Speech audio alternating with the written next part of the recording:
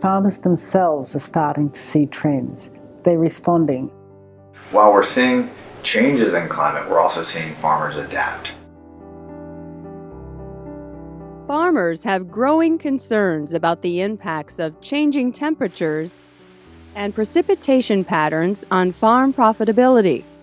Unless people are adaptable and unless people can think ahead, you're putting yourself in a pretty serious position. Many are looking to reduce these impacts through management changes or implementing new technologies. This is referred to as climate change adaptation.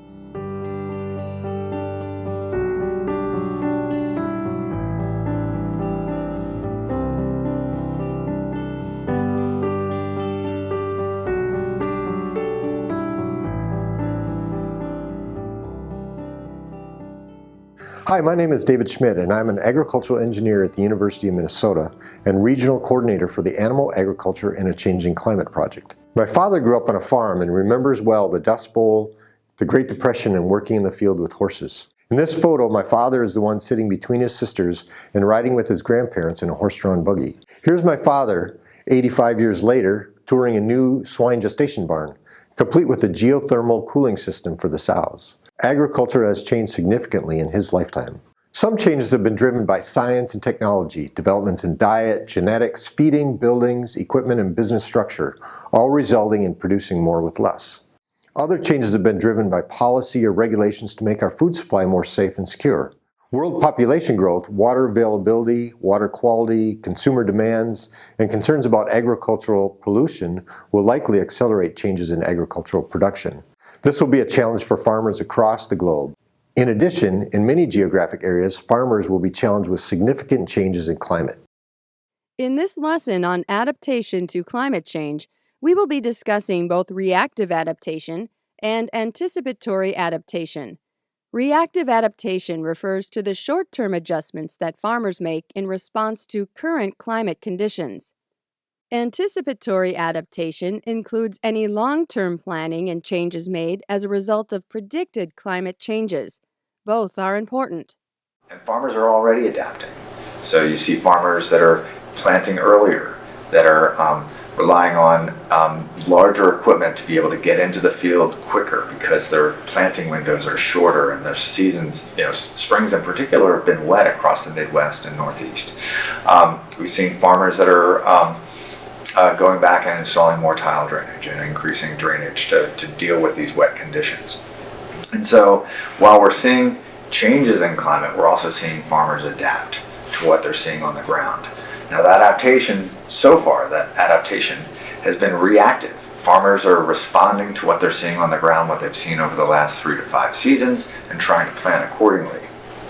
And that's working for now. But as we look forward, we're going to see an acceleration of climate change. That's what all of the analysis is showing, is that the trends that we've been seeing, which have been about 0.2 degrees of warming per decade, we expect that to increase over the next century, where by the middle of the century we could be seeing 0.6 to 0.8 degrees of warming per decade. And at that point, farmers are going to have trouble keeping up if we just rely on reactive adaptation. We will be discussing adaptation strategies, reactive and anticipatory, through the lens of a climate audit. We will divide the farm into 4 segments to help organize the audit. They are farm inputs, animal production, logistics, and farm exports. Some adaptation strategies may be short-term and will affect the farm's current management practices and decisions. Long-term adaptation strategies include things like investing in genetics, buildings, or equipment, or diversifying the farm. Making decisions about which adaptation strategies to implement requires data.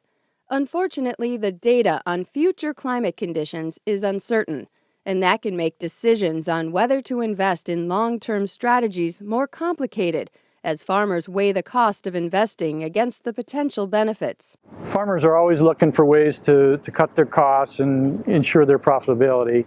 And this would be no different than any other kind of technology that they would sit down and say, okay, I'm losing X number of sows that we're going to attribute to heat stress. and that's costing me Y dollars per year. If I put some kind of mitigation strategy in, whether it's a geothermal or whether it's just air source heat pump or something, and that system's going to cost me X, and it's going to cost me so much to manage it and keep it operating, and they'll do the math and say it'll pay back in 35 years. Nah, I'll wear the cost of the lost sows. If it's going to pay back in 3 or 4 or whatever their break point is, they'll say, yeah, we'll have a go at it, and then technology will get better and it'll pay back quicker. The farm audit begins with farm inputs. We will look at ways to reduce the exposure of these farm inputs to the risk of climate uncertainty. These inputs include water, feed, energy, young stock shipped onto the farm, and other farm supplies. Climate adaptation is also referred to as building of climate resilience, reducing climate vulnerability, or reducing climate risks. Reducing climate risks for the important farm inputs of feed and water will mean something different to farmers who grow their own feed versus those who purchase feed. It means something different for farmers who pump water from an aquifer than it does for those who get it from a river sourced by snowmelt. It may also be of greater concern for some than others, depending on local climate trends or climate projections. Many farmers are already adapting their feed systems to become more resilient. They are making changes in crop rotations, crop genetics, or in forage and pasture management. I think that what is probably helping to reduce the effects of these changes are the way that we're managing the animals, managing the grazing. I'm using a planned grazing process where it's high density, short duration grazing. And so even when we get into those periods where we're having a summer, a drier summer, for instance, that we're able to get through that because of the planning process and because we're able to produce more forage. Because I know that there are going to be times when maybe I am going to have to sell animals if I don't have enough feed. One of the most critical points is to manage stocking rates to match the pasture availability in natural grazing systems. If you don't do that, you end up overgrazing and you get longer term degradation so that you get damage to the environment. And that's not helpful to the farmers in the long term in terms of income, but it's also not helpful to the environment.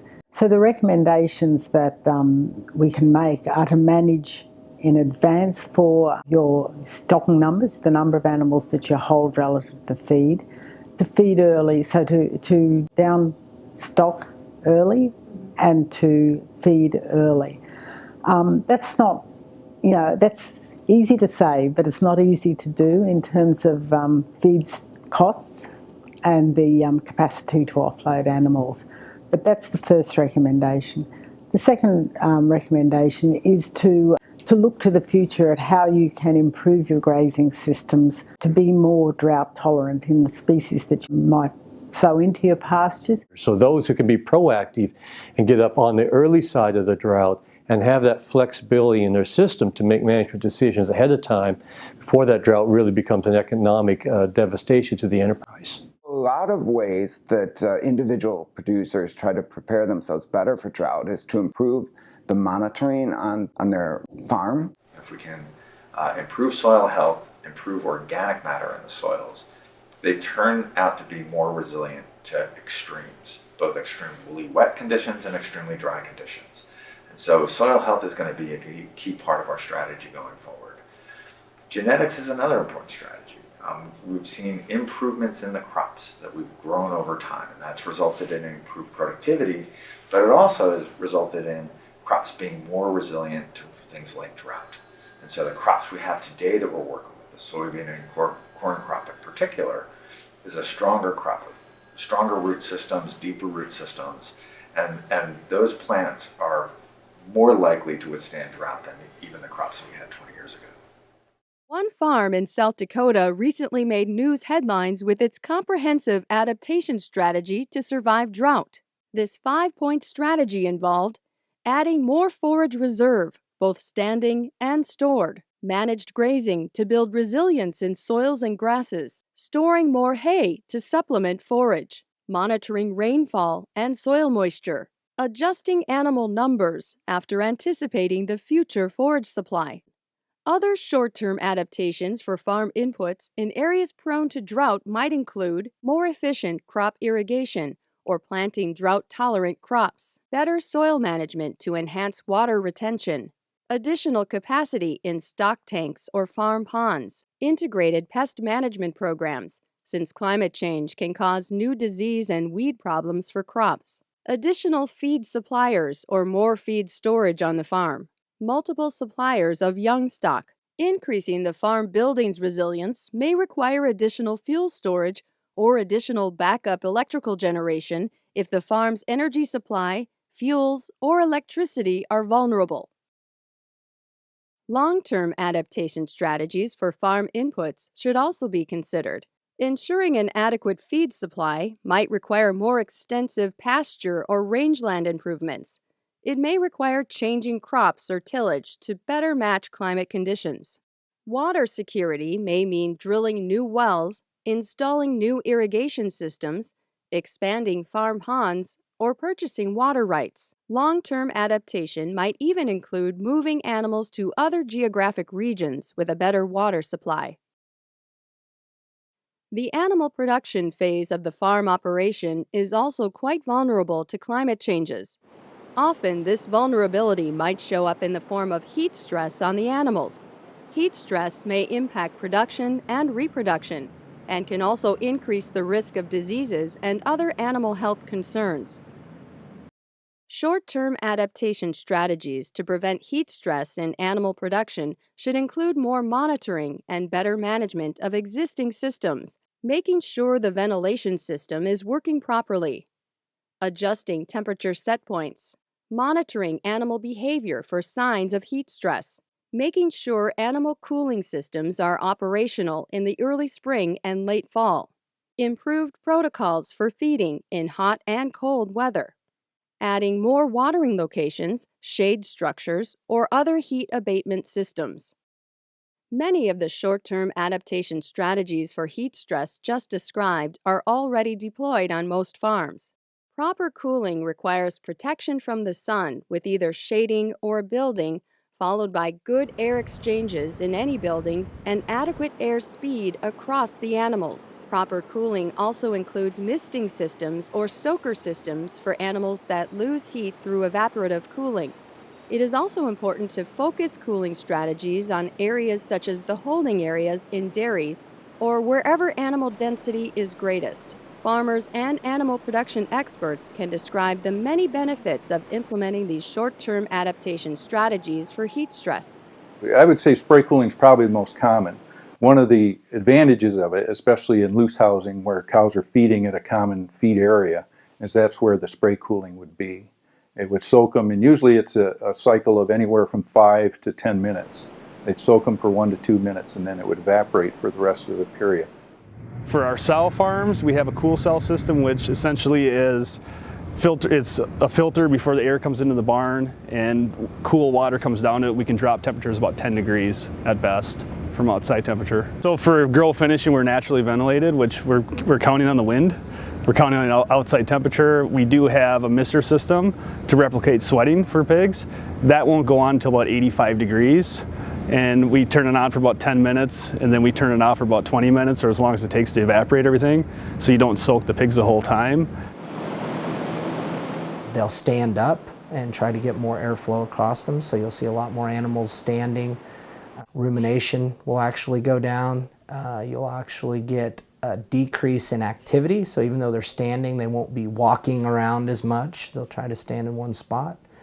And so all of these behavioral changes, not only can you pick them up and they have economic losses to the farm from a production standpoint, but with some of the technologies that we have today, we can identify these behavioral changes and then hopefully go in and make changes at the farm level to cool the animal or alleviate some of that stress. If I can pick up that this animal is starting to become heat stress and I can find out when that is and start cooling at that time point or wherever that is on the farm, then I Once I'm visually able to see a cow open mouth panting and saliva, the heat stress has occurred.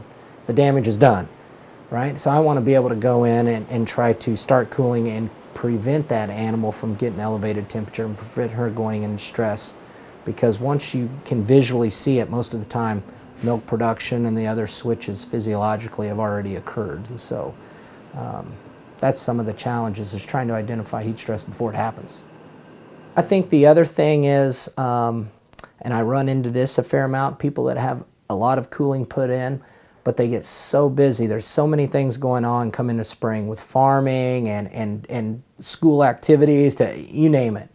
And so I'll go to a farm that has a ton of cooling technology, but they didn't clean the fans, or a third of the fans aren't working. And the shades on the side of the barn, half of them are still up because they forgot to pull them down to allow the airflow to come through.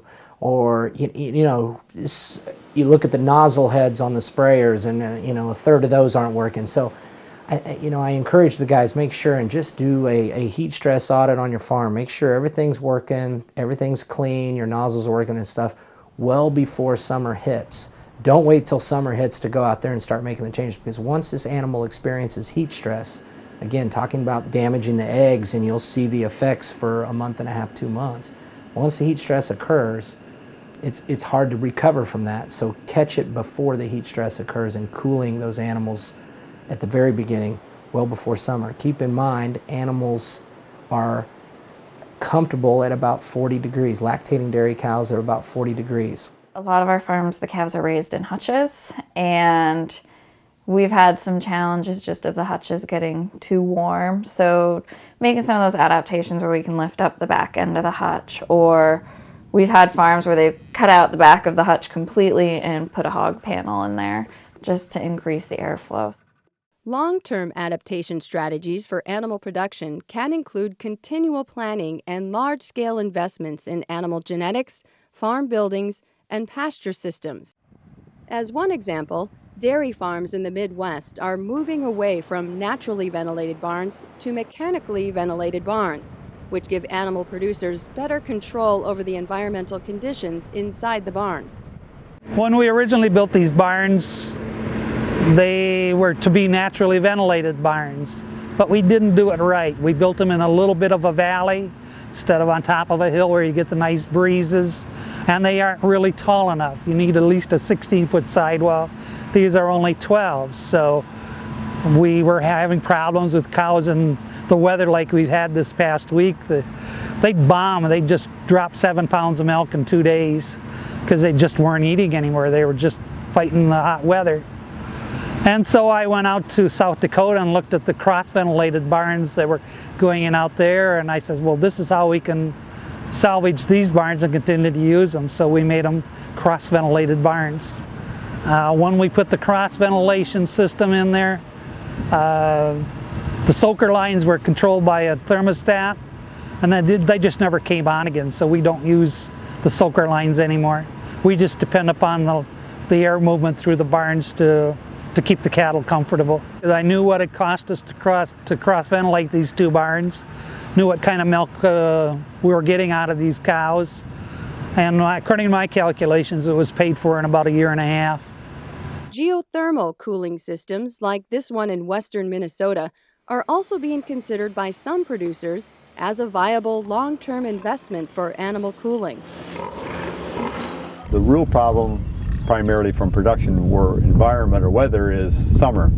And we can get very warm temperatures, especially this part of Minnesota. So providing some way to provide cooling, like a geothermal system, is, I think, things that we'll start to see being investigated more. And in this particular case, they decided to invest in these facilities on a more permanent basis, just because of their business model that they're using here, which is different than you're going to see in most production facilities. This is a 900 sow facility, farrow to nursery site. They're incorporating a geothermal system, and I think which is reasonable in a production system like this. It has to be integrated properly into the ventilation system, and the system basically has to be probably sized to provide sufficient cooling that you can also but still properly ventilate the facility. Even though you can't see them, there are 360 wells that are approximately 220 feet deep, kind of all around this first facility. You can see each one of these little openings or inlets on the side of the building. Each one of those, there are 36 wells that service one of those openings, and that acts as the inlet and thus the way that they temper the incoming air. So the investment made is kind of can be thought of as controlling some of the risk, preventing some of the catastrophic losses that might occur from real extreme heat conditions, which would not only result in loss of gain or production, but might result in mortalities. Producers are also making long-term investments in animal genetics, developing breeds that are more adaptable to future climate conditions. The other thing that farmers are managing to do is to choose breeds more carefully that respond better to drier, hotter conditions. A recent study of breed allocation in Texas beef cattle showed that heat-tolerant breeds such as Brahman are growing more prevalent in the warmer parts of Texas. Another category of farm operation that is vulnerable to climate change is farm logistics. This category covers a wide range of farm management practices, planning decisions, and technologies. In the short term, there are many strategies to consider to reduce the vulnerability of farm logistics to climate events.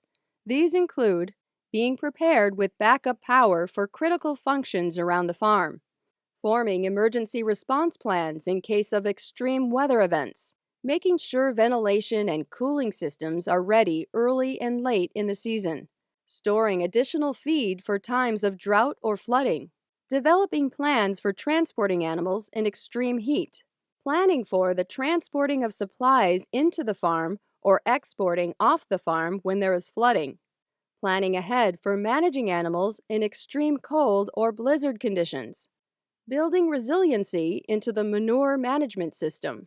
Really, your manure storage is something that you should be managing all the time. Do you have a field that it is appropriate to apply it? Is there a period of time when you need to apply it in preparation for a period that you can't apply? And so no matter how big your storage is, even if you have a 1-year storage or more, you really need to be looking all the time for appropriate places to apply it and keep managing it. Building resilience into the manure storage system also means setting aside higher, drier ground for manure application or managing the manure storage so there is room in case of an unexpected large rainfall event. A producer with a 5,000-head beef feedlot in southwest Minnesota had given up on fighting the weather and decided to move most of his animals into a barn with slatted floors and a deep pit for manure storage. He determined that the added investment was profitable in the long run based on labor costs and animal performance. The final phase of the farm operation affected by climate change is farm exports. Unfortunately, farmers do not have much control over the market prices for their products. Natural economic cycles of supply and demand, as well as local and national economics, all play a role and are all impacted by climate and weather. In the short term, practices such as contracting for farm products is common. Farmers also participate in insurance programs to protect against farm losses. These tools may become more important in the future, and they may evolve as a result of climate and weather changes. Many farms are already more diversified in products, vertically integrated, or have farms in several geographic locations to hedge against climate uncertainty. Unfortunately, there is no simple way to determine the long-term benefits of some adaptation strategies due to the uncertainty of future weather events and of future climate impacts on the farm. For instance, it's likely animal scientists do not yet completely understand the full impact of heat stress on dairy cows, So how can one possibly quantify potential damage from heat stress and weigh that against the potential benefit of a heat abatement system? Long-term adaptation strategies are also more challenging, as these investment decisions must take into account economic outlooks that project 15, 20, or 30 years in the future. Climate predictions are uncertain, as are population numbers, consumer demands, and global markets. Because of the uncertainty involved in making these long-term investment decisions, farmers should consult with a team of experts in a variety of fields that look at all aspects of a farm's operation. These decisions may require knowledge of farm finances, management structure, equipment and facilities, as well as consideration of a farm's long-term goals. Experts can help farmers look at options and weigh the costs and benefits. I do some transition planning and then some of the long-term planning, but I've noticed as we're doing more building plan, herd expansion plans, people are figuring out, all right, we need to have the electricity coming into the farm to run these fans. And, maybe this year we can't afford fans and sprinklers, but what systems should we be putting in the new barns? So what needs to be considered when you're looking at capital investment analysis will be what is going to be the impacts to yields, anything to do with returns. It could be price, it could be the quality of the product, and how that does impact the returns. Then also is how it impacts costs. What are the changes to cost structure? Does it increase, decrease the amount? Does this price change? And then what we're looking at is the deltas between the before and after effects of climate change, for example, in this situation. When you're talking about climate change, we're talking about 25 to 30, 45 years into the future, which is very difficult to predict. With other capital investment analyses, we might be looking at anywhere from 5 to 10 to 15, 20 years.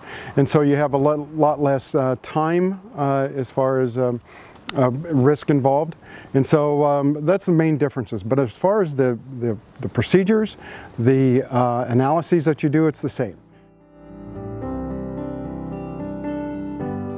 In this video, we tried to provide some examples of adaptation strategies or ways to become more resilient to climate impacts. In addition, we introduced you to a strategy or framework to help think about the many adaptation options. There is no one-size-fits-all. Adaptation plans must be based on regional climate trends and specific farm impacts. Conducting a climate audit using categories of farm inputs, animal production, logistics, and farm exports may be helpful. Listing the likely impacts followed by adaptation options is also useful. Once this list is developed, the cost and benefits can be evaluated and decisions made. Nothing about adaptation planning is easy, but it is important. Thanks for watching.